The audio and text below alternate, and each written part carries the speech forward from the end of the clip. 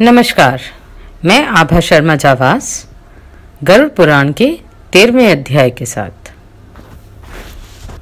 गरुड़ जी ने कहा, हे प्रभु, सपिंडन की विधि, सूतक का निर्णय और शय्यादान तथा पददान की सामग्री एवं उनकी महिमा के विषय में कहिए।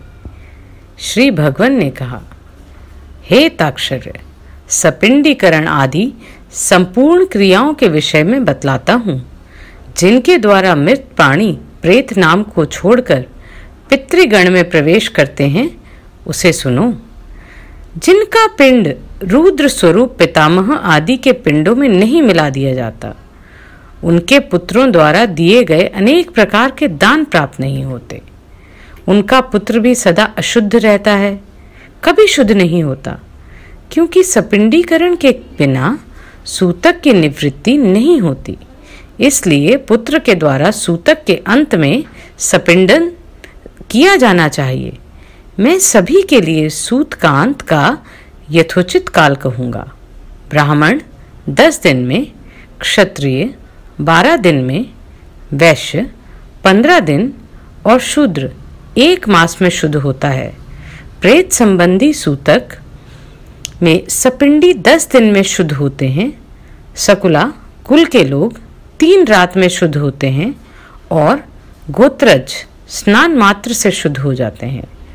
चौथी पीढ़ी तक के बांधव 10 रात में, 5वीं पीढ़ी के लोग 6 रात में, 6ठी पीढ़ी के 4 दिनों में और 7वीं पीढ़ी के 3 दिन में, 8वीं पीढ़ी के 1 दिन में, 9वीं पीढ़ी के 2 प्रहर में और 10वीं पीढ़ी के लोग स्नान मात्र से मरना शौच और जनना शौच से शुद्ध हो जाते हैं। देशांतर में गया हुआ कोई व्यक्ति अपने कुल के जनना शौच या मरना शौच के विषय का समाचार 10 दिन के अंदर सुनता है, तो 10 रात्रि बीतने में जितना समय शेष रहता है, उतने समय के लिए उसे अशौच होना है। 10 दिन बीत जाने के बाद 3 रात तक अशौच रहता है। संवत्सर बीत जाने पर समाचार मिले तो स्नान मात्र से शुद्धि हो जाती है। मरना शौच आदि के 2 भागों के बीतने के पूर्व अर्थात 6 दिन तक यदि कोई दूसरा अशौच आ पड़े, तो आद्य अशौच की निवृत्ति के साथ ही दूसरे अशौच की भी निवृत्ति हो जाती है। किसी बालक की दांत निकलने से पूर्व मृत्यु होने पर सद्य अर्थात उसके अंतिम संस्कार के बाद स्नान करने पर, चूड़ाकरण के हो जाने पर, 1 रात, व्रत बंध होने पर 3 रात और व्रत बंध के पश्चात मृत्यु होने पर 10 रात का शौच होता है। जब किसी भी वर्ण की कन्या की मृत्यु जन्म से लेकर 27 मास की अवस्था में हो जाए, तो सभी वर्णों के समान रूप से सद्य शौच की निवृत्ति हो जाती है। इसके बाद वागदान पर्यंत 1 दिन का और इसके बाद अथवा बिना वागदान के भी सयानी कन्याओं की मृत्यु होने पर 3 रात्रि का शौच होता है। यह निश्चित है कि वागदान के अनंतर कन्या की मृत्यु होने पर पितृकुल और वरकुल दोनों को 3 दिन का तथा कन्यादान हो जाने पर केवल पति के ही कुल में शौच होता है। 6 मास के अंदर गर्भस्राव हो जाने पर जितने माह का गर्भ होता है, उतने ही दिन में शुद्धि होती है। इसके बाद अर्थात 6 माह के बाद गर्भस्राव हो जाए तो स्त्री को अपनी जाति के अनुरूप अशौच होता है। गर्भपात होने पर सपिंड की सद्य स्नानोत्तर शुद्धि हो जाती है। कलयुग में जनना शौच और मरना शौच से सभी वर्णों की 10 दिन में शुद्धि हो जाती है, ऐसा शास्त्र का निर्णय है। मरना शौच में आशीर्वाद, देव पूजा, प्रत्युत्थान, अभिवादन, पलंग पर शयन अथवा किसी अन्य का स्पर्श नहीं करना चाहिए। जो व्यक्ति सूतक में नृत्य नैमित्तक अथवा काम्य कर्म करता है, उसके द्वारा पहले किए गए नित्य नैमित्तक आदि कर्म विनिष्ट हो जाते हैं।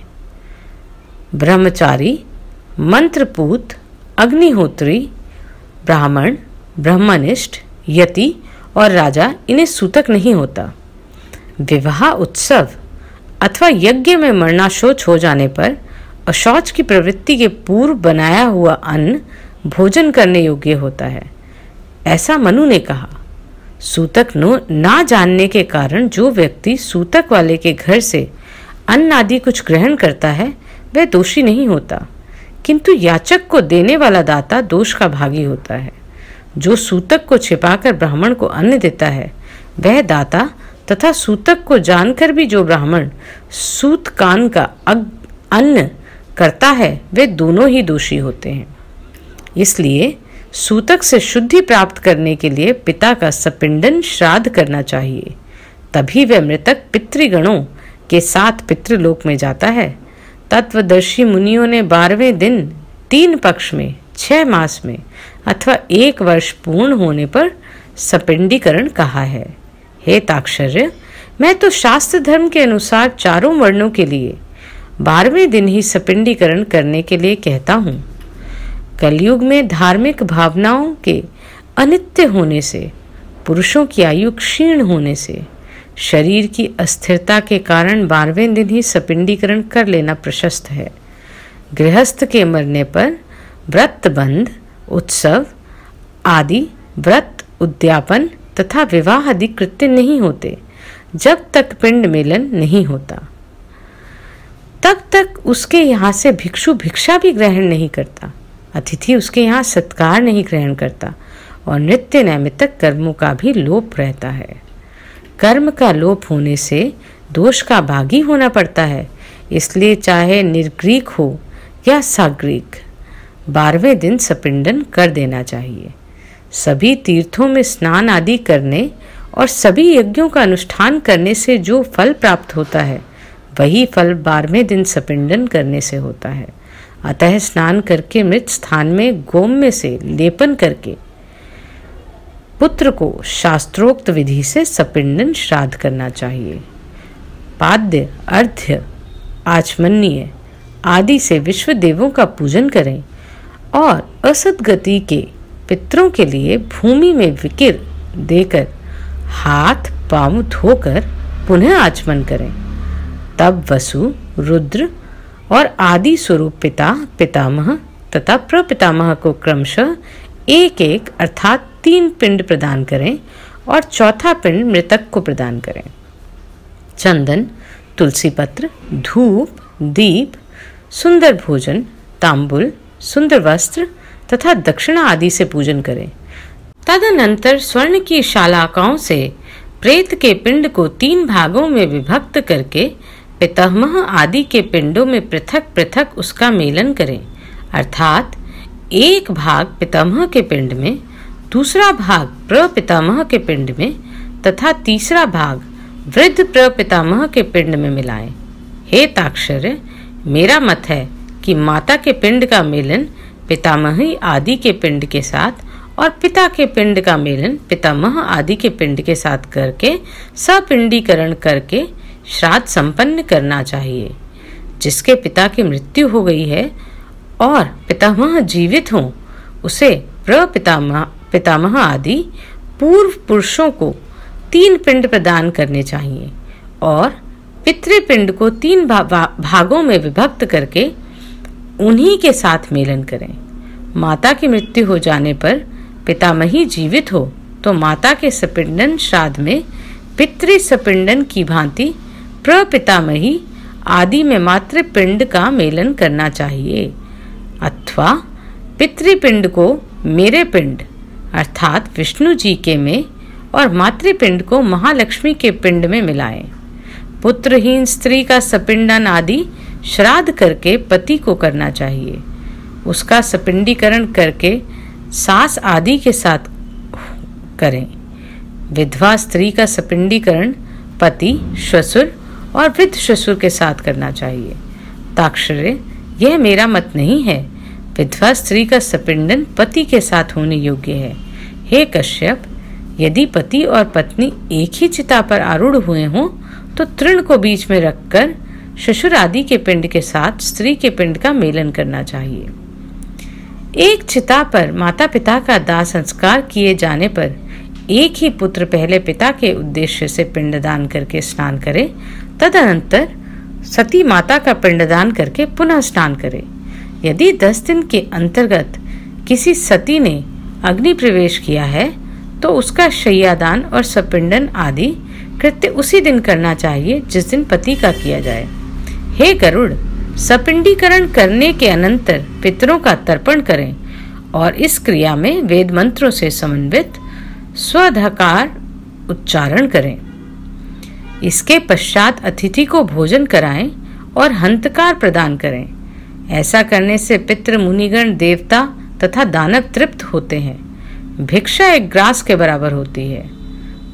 पुष्कल 4 ग्रास के बराबर होता है और 4 पुष्कलों का 16 ग्रास होता है। यह एक हंतकार होता है। सपिंडीकरण में ब्राह्मणों के चरणों की पूजा चंदन अक्षत से करनी चाहिए और पितरों की अक्षय तृप्ति के लिए ब्राह्मणों को दान देना चाहिए।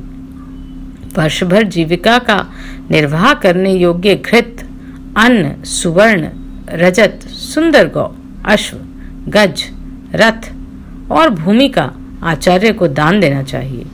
इसके बाद स्वती वचन पूर्वक मंत्रों से कुमकुम, अक्षत और नैवेद्य आदि के द्वारा ग्रहों, देवी और विनायक की पूजा करनी चाहिए।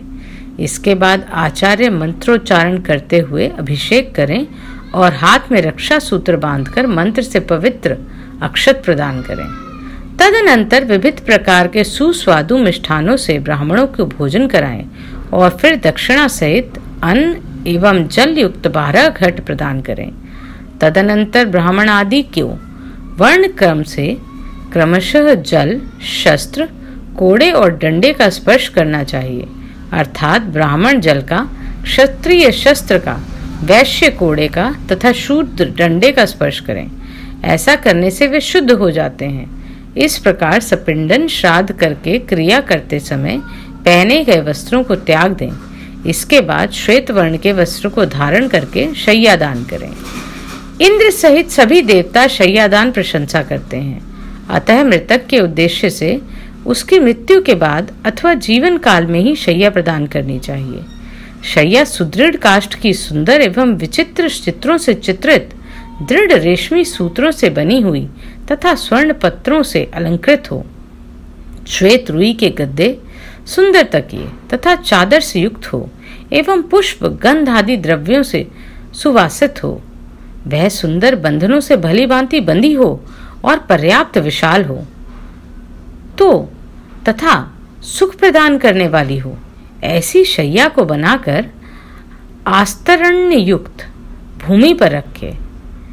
उस शैया के चारों ओर छाता, चांदी का दीपाल्य, चंवर, आसन और पात्र, भृंगार यानी झारी या कलश, करक, गड़ुआ, दर्पण, 5 रंगों वाला चंदवा तथा शयनोपयोगी और सभी सामग्रियों का यथास्थान स्थापित करें। उस शैया के ऊपर सभी प्रकार के आभूषण, आयुध तथा वस्त्र से युक्त सुवर्ण की श्री लक्ष्मी नारायण की मूर्ति स्थापित करें। सौभाग्यवती स्त्री के लिए दी जाने वाली शैया के साथ पूर्वोक्त वस्तुओं के अतिरिक्त कज्जल, महावार, कुमकुम, स्त्रियोचित वस्त्र, आभूषण तथा सौभाग्य द्रव्य आदि सब कुछ प्रदान करें। तदनंतर सपत्नीक ब्राह्मण को गंध पुष्पादि से अलंकृत करके ब्राह्मणी को कर्णाभरण, अंगलियक, अंगूठी और सोने के कंठ सूत्र से विभूषित करें। उसके बाद ब्राह्मण को साफा, दुपट्टा, कुर्ता पहनाकर श्री लक्ष्मी नारायण की मूर्ति के आगे सुख शैया पर बिठाएं। कुमकुम और पुष्पमाला आदि से श्री लक्ष्मी नारायण की भली भांति पूजा करें। तदनंतर लोकपाल, नवग्रह, देवी और विनायक की पूजा करें। उत्तराभिमुख होकर अंजलि में पुष्प लेकर ब्राह्मण के सामने स्थित होकर इस मंत्र का उच्चारण करें। हे कृष्ण, जैसे क्षीर सागर में आपकी शैया है, वैसी ही जन्म जन्मांतर भी मेरी शैया सूनी न हो। इस प्रकार प्रार्थना करके विप्र और श्री लक्ष्मी नारायण को पुष्पांजलि चढ़ाकर संकल्प पूर्वक उपसर्ग के साथ व्रतोपदेशक ब्रह्मवादी गुरु को शैया का दान दें और कहें, हे ब्राह्मण, इस शैया को ग्रहण करें। ब्राह्मण को दात यह मंत्र कहते हुए ग्रहण करें। इसके बाद शैया पर स्थित ब्राह्मण को लक्ष्मी और नारायण की प्रतिमा को हिलाएं, तदंतर प्रदक्षिणा और प्रणाम करके उन्हें विसर्जित करें। यदि पर्याप्त विभव हो तो शैया में सुखपूर्वक शयन करने के लिए सभी प्रकार के उपकरणों से युक्त अत्यंत सुंदर गृहदान भी करें। जो जीवितावस्था में अपने हाथ से शैया दान करता है और जीते हुए ही पर्व काल में वृक्षोत्सर्ग भी करे, वह एक शैया एक ही ब्राह्मण को दे, बहुत ब्राह्मणों को एक शैया कदापि ना दे। यदि वह शैया विभक्त होकर विक्रय करने के लिए दी जाती है तो वह दाता के अध्यपतन का कारण बनती है। सत्पात्र में शैया दान करने से वांछित फल की प्राप्ति होती है और पिता तथा दान देने वाला पुत्र दोनों इस लोक और परलोक में सुखी होते हैं। शैया दान के प्रताप से दाता दिव्य इंद्रलोक में अथवा सूर्यपुत्र यम के लोक में पहुंचते हैं, इसमें संशय नहीं। श्रेष्ठ विमान पर आरूढ़ होकर अप्सरा गणों से सेवित दाता प्रलय पर्यंत आतंकित होकर स्वर्ग में स्थित रहते हैं। सभी तिथियों में, सभी पर्व दिनों में जो भी पुण्य कार्य किए जाते हैं वे सभी अधिक पुण्य शैयादान के द्वारा प्राप्त होते हैं। इस प्रकार पुत्र को शैयादान करके पददान देना चाहिए। पददान के विषय में मैं तुम्हें यथावत बतलाता हूँ, सुनो। छत्र अर्थात छाता, उपानह अर्थात जूता, वस्त्र, मुद्रिका, अंगूठी, कमंडल, आसन तथा पंचपात्र, ये 7 वस्तुएं पद कही गई हैं। दंड, ताम्रपात्र, आमान अर्थात कच्चा अन्न, भोजन, अर्ध्यपात्र और यज्ञोपवीत को मिलाकर पद की संपूर्णता होती है। इस प्रकार शक्ति के अनुसार 13 पददानों की व्यवस्था करके 12वें दिन 13 ब्राह्मणों को पददान करना चाहिए। इस पददान से धार्मिक पुरुष सद्गति को प्राप्त होते हैं। यम मार्ग में गए हुए जीवों के लिए पददान सुख प्रदान करने वाला होता है। वहाँ यम मार्ग में अत्यंत प्रचंड आतप होता है जिससे मनुष्य जलता है। छत्र दान करने से उसके सिर पर सुंदर छाया हो जाती है। जो जूता दान करते हैं वे अत्यंत कंठ काकीर्ण यमलोक के मार्ग में अश्रु पर चढ़कर जाते हैं। हे खेचर, वहाँ यम मार्ग में शीत, गर्मी और वायु से अत्यंत घोर कष्ट मिलता है। वस्त्र दान के प्रभाव से जीव सुखपूर्वक उस मार्ग को तय कर लेता है। यम के मार्ग में महाभयंकर और विकराल तथा काले और पीले वर्ण के यमदूत मुद्रिका प्रदान करने से जीव को पीड़ा नहीं देते। कमंडल का दान करने से अत्यंत धूप से परिपूर्ण वायु रहित और जल विहीन यम मार्ग में जाने वाला वह प्यासा जीव प्यास लगने पर जल पीता है। मृत व्यक्ति के उद्देश्य से जो ताम्र का जलपात्र देता है उसे 1000 प्रपादान का फल अवश्य ही प्राप्त होता है। ब्राह्मण को सम्यक रूप से आसन और भोजन देने पर यम मार्ग में चलता हुआ जीव धीरे धीरे सुखपूर्वक पाथ्य का उपयोग करता है। इस प्रकार सपिंडन के दिन विधान पूर्वक दान के कारण बहुत से ब्राह्मणों तथा चांडाल आदि को भी भोजन देना चाहिए। इसके बाद वर्ष के पूर्व ही सपिंडन करने पर भी प्रत्येक मास जल, कुंभ और पिंडदान करना चाहिए। हे खग, प्रेत कार्य को छोड़कर अन्य किसी कर्म का पुनः अनुष्ठान नहीं किया जाता, किंतु प्रेत की अक्षय तृप्ति के लिए पुनः पुनः पिंड दान आदि करना चाहिए। अतः मैं विशेष तिथि पर मृत्यु होने वाले जीव के मासिक, वार्षिक और पाक्षिक श्राद्ध के विषय में कुछ विशेष बात कहूँगा। पूर्णमासी तिथि पर जो मरता है उसका ऊनमासिक श्राद्ध चतुर्थी तिथि को होता है और जिसकी मृत्यु चतुर्थी को होती है उसका ऊनमासिक श्राद्ध नवमी तिथि को होता है। नवमी तिथि को जिसकी मृत्यु हो उसका ऊनमासिक श्राद्ध रिक्ता तिथि अर्थात चतुर्दशी को होता है। इस प्रकार पाक्षिक श्राद्ध 20वें दिन करना चाहिए। यदि एक ही मास में 2 संक्रांति हों तो 2 महीने का श्राद्ध मल मास में करना चाहिए। यदि एक ही मास में 2 मास हों तो उस मास के ही वे दोनों पक्ष और वे ही 30 तिथियां उन दोनों महीनों की मानी जाएंगी। मल मास में पड़ने वाले उन दोनों मास के मासिक श्राद्धों के विषय में विद्वानों को यह व्यवस्था सोचनी चाहिए कि श्राद्ध तिथि के दिन के पूर्वार्ध में प्रथम मास का श्राद्ध करें और द्वितीय माद में दोपहर के बाद दूसरे मास का श्राद्ध करें।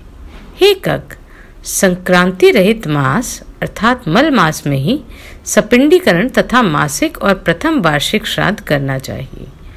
यदि वर्ष पूर्ण होने के मध्य में आदि मास आता है तो 13 महीने पूर्ण होने के अंतर प्रेत का वार्षिक श्राद्ध करना चाहिए। संक्रांति रहित मास में पिंड रहित श्राद्ध अर्थात आम श्राद्ध और संक्रांति युक्त मास में पिंड युक्त श्राद्ध करना चाहिए। इस प्रकार प्रथम वार्षिक श्राद्ध को मल मास तथा उसके बाद आने वाले शुद्ध मास 13वें मास दोनों ही मासों में करना चाहिए। इस प्रकार वर्ष पूर्ण होने पर वार्षिक श्राद्ध करना चाहिए और वार्षिक श्राद्ध की तिथि को विशेष रूप से ब्राह्मणों को भोजन कराना चाहिए। 1 वर्ष पूर्ण हो जाने पर श्राद्ध में हमेशा 3 पिंडदान करने चाहिए। एकोद्विष्ट श्राद्ध नहीं करना चाहिए। ऐसा करने वाला पितृघातक होता है। तीर्थ श्राद्ध, गया श्राद्ध और गच्छाया योग में युगादि तिथियों तथा ग्रहण में किए जाने वाले पितृश्राद्ध वर्ष के अंदर नहीं करने चाहिए। हे खगेश्वर, पितृभक्ति से प्रेरित होकर पुत्र को 1 वर्ष के अनंतर ही गया श्राद्ध करना चाहिए। गया श्राद्ध करने से पितृ भव सागर से मुक्त हो जाते हैं। भगवान गदाधर की कृपा से वे परम गति को प्राप्त होते हैं। तुलसी की मंजरी से भगवान विष्णु की पादुका का पूजन करना चाहिए और उसके आलवाल आदि तीर्थों में यथा कर्म पिंडदान करना चाहिए। जो व्यक्ति गया शीर में शमी के पत्ते के समान प्रमाण वाले पिंड को देता है वह 7 गोत्रों के 101 पुरुषों का उद्धार करता है। कुल को आनंदित करने वाला जो पुत्र गया में जाकर श्राद्ध करता है पितरों को तुष्टि देने के कारण उसका जन्म सफल हो जाता है। हे खगेश्वर, यह सुना जाता है कि देव पितरों के मनु के पुत्र इक्ष्वाकु को कलापवन में यह गाथा सुनाई थी। क्या हमारे कुल में ऐसे कोई सन्मार्गगामी पुत्र होंगे जो गया जाकर आदर पूर्वक हम लोगों को पिंडदान करेंगे? हे ताक्षर्य, इस प्रकार जो पुत्र पितरों की आमुषिमिक अर्थात परलोक संबंधी क्रिया करता है वह सुखी होकर कौशिक के द्विज के साथ पुत्रों की भांति मुक्त हो जाता है। हे ताक्षर्य, भारद्वाज के 7 पुत्र गौवध करके भी 7 जन्म परंपराओं को भोग करके पितरों के प्रसाद से मुक्त हो गए। कौशिक के वे 7 पुत्र जन्म में दशारण देश में 7 व्याघ्रों के रूप में उत्पन्न हुए थे। इसके बाद केवल जन्म में वे कालंजर पर्वत पर मृग के समान उत्पन्न हुए। फिर शरद द्वीप में चक्रवाक के रूप में उनकी उत्पत्ति हुई। अगले जन्म में मानसरोवर में हंस के रूप में उत्पन्न हुए। वे ही कुरुक्षेत्र में वेद पारगामी ब्राह्मण के रूप में उत्पन्न हुए और पितरों के प्रति भक्ति भाव रखने के कारण वे ब्राह्मण पुत्र मुक्त हो गए। इसलिए वे पूरे प्रयत्न से मनुष्य को पितृभक्त होना चाहिए। पितृभक्ति के कारण मनुष्य इस लोक तथा परलोक में सुखी होता है। हे ताक्षर्य, यह सब औधर्वदैहिक क्रिया हमने तुमसे कही। यह कृत्य पुत्र की कामना को पूर्ण करने वाला पुण्य पद तथा पिता को मुक्ति प्रदान करने वाला है। जो कोई निर्धन मनुष्य भी इस कथा को सुनता है वह भी पाप से मुक्त होकर दान का फल प्राप्त करता है। जो मनुष्य मेरे द्वारा कहे गए श्राद्धों एवं दानों को विधि पूर्वक करता है और गरुड़ पुराण की कथा को सुनता है उसके फल को सुनो।